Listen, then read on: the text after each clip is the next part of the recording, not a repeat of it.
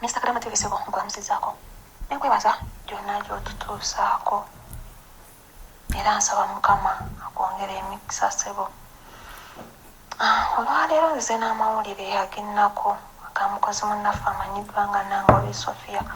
Nangobi Sophia yafa wiiki ewedde, abadde mukwano gwange kuba twajja ffenna twagira mu kampani y'emu ku lunaku lwe lumu.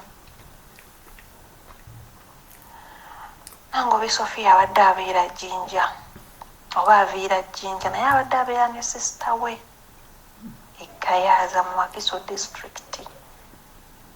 Twajja ffenna twajjanga ennaku z'omwezi 28 omwezi ogwa Novemba ne tuyingira karantiini oba twasula mu hostel okumala ennaku 5 n'otandika okureceivingbwa offices ez'enjawulo kuba yali agenda mu ndala nange nga ngenda mu ndala naye nga twagira mu kampani y'emu.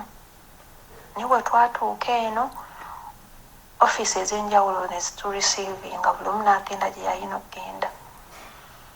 Emabegako nga tannaba kufa abadde yakompuleyininga ku offisi ng'abagamba tawulira bulungi naye nga bw'omanyi munnange bakama baffe abatutwala ebiseera ebisinga baba bagamba toyagala kukola.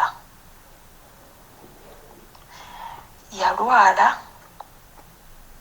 n'abeera nga ayogera naye ng'omukka agujja wala nga tasobola kwogera bulungi ng'agamba awulira alumizibwa mu mumiro